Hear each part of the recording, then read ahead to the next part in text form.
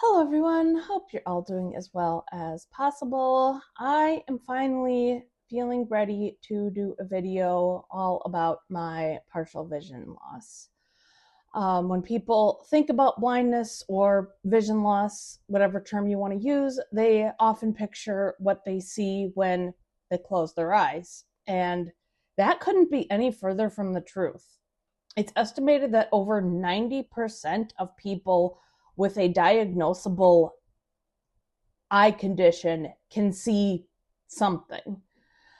I had a lot of misconceptions about eyes and vision before I was diagnosed as being VI or vision impaired. I didn't fully understand just how complex human visual acuity actually is.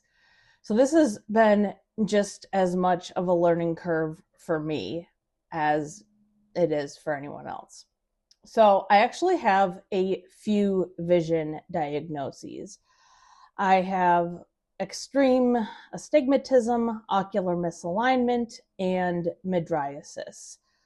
I will explain what those are in a minute, and I will also see if I can find some simulation photos that show you what I see without vision correction. My vision loss is a fibromyalgia complication, and let me be clear, this is a rare complication. If you have fibro, by all means, stay on top of regular eye exams and report any problems to your doctor, but please don't assume that vision loss is a guarantee for people with fibro, because it's not. Ocular misalignment means that my eyes do not sit straight in my head. So even when I'm looking straight ahead with my head straight up, my eyes might look a little bit off kilter. It's sort of like when kids get lazy eye, but it's a bit more severe and typically doesn't go away. Our eyes are held in place by the eye muscles, and my eye muscles don't work as well as they used to. So they basically have spasms. And sometimes I droop my head to the side, and that's because that's how my eyes feel straight in my head. And as I just said, my eyes also move around a lot, especially when I'm reading. This was a lot more noticeable back when I could still wear contacts. 1 second. And that brings me to my other diagnosis, severe astigmatism. Astigmatism means your eye is not perfectly round, and it can range in severity. There are contacts for people with less severe astigmatism, and I used to be able to wear those, but then it got so bad that no contact lens would stay in my eyes. They would keep popping out. And apparently, when astigmatism gets this bad, you can be both nearsighted and farsighted. That's what my vision specialist told me. Don't ask me how that works, because I have no idea. The misalignment caused my other problem, which is called mydriasis, and it means abnormally large pupils. Your pupils don't work. They don't constrict properly. I don't know how my eyes look to other people, but most of the time I don't see any of the brown iris in my eyes anymore. My eyes just kind of look black to me. The most debilitating parts of having mydriasis are the light sensitivity and migraines and insomnia. Your pupils go all the way into the back of your eye. They're not just on the surface. So if your pupils can't constrict properly, it's not just about the appearance of the eye. You're getting too much light on the insides of your eyes. And for me, this causes both chronic migraines and insomnia. My insomnia gets worse this time of year in the summer when the days are longer. My treatment regimen consists of a few things. There's vision correction, eye drops, migraine shots, sleeping meds, and lifestyle vision loss adaptations. And the steroid drops do help my eyes constrict to some extent. As for vision correction, I am now in glasses full time, as you can see in my videos. I also have prescription glasses for reading, computer, crafts, anything closer to my face. When I'm reading off my teleprompter, I'm wearing those glasses, the close-up glasses. And I can't use bifocals because my eyes move around too much. And I will also use various fit over tints and sunglasses. As for lifestyle adaptations, I will go into more detail about this in other videos. I am about to start trying a handheld rectangle magnifier to make regular print a little easier. Currently, I use large print as much as I can, both physical printed books and ebooks on my tablet. The tablet is nice because you can adjust the font size on the ebooks. I also use a reverse color display on all of my devices. So instead of black text on a white background, I use white, yellow, or green text on a black background. If you think of like old school computer monitors, that's what the screen looked like.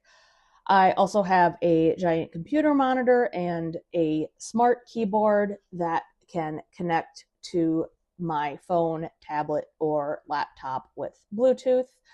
I've been typing since I was like 8, and the QWERTY keyboard layout is exactly the same some 25 years later. I put tactile markers on some of the keys so I can type even faster. And I can literally type with my eyes closed, or even if I'm wearing an eye mask to take an eye break, which is nice when I'm having eye pain or headaches. Hold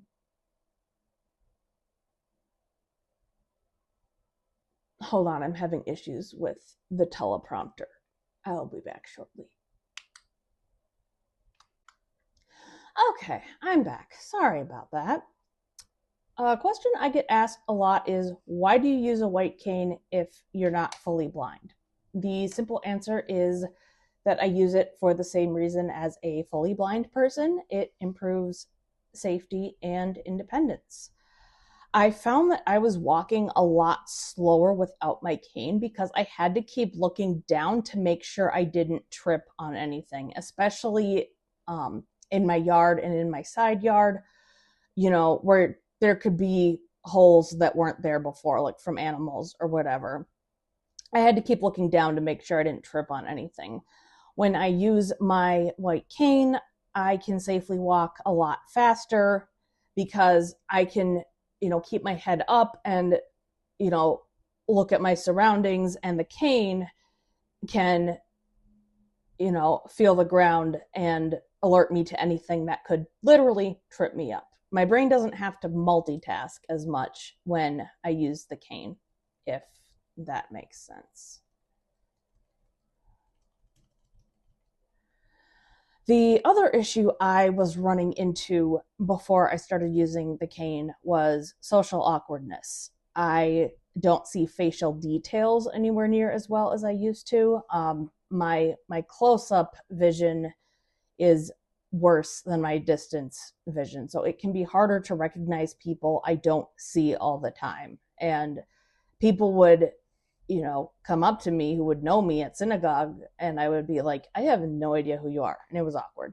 And I actually avoided social situations like the plague for a long time for this exact reason. People didn't understand that I can't always recognize faces anymore.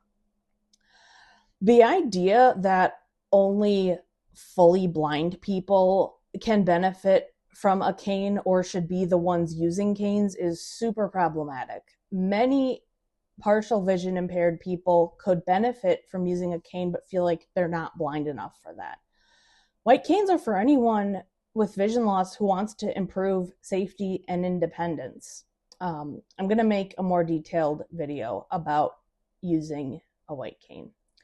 All right, I am going to end this video here and make separate videos about different vision loss related topics. If you have any questions or topics you'd like to cover, that you'd like me to cover, please leave them in the comment section.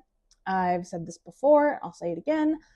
Honest, respectful questions are the answer to prejudice, stigma, and ignorance.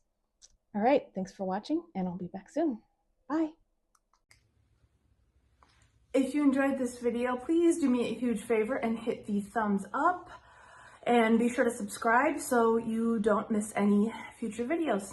All right, thanks for watching, and I'll be back soon. Bye.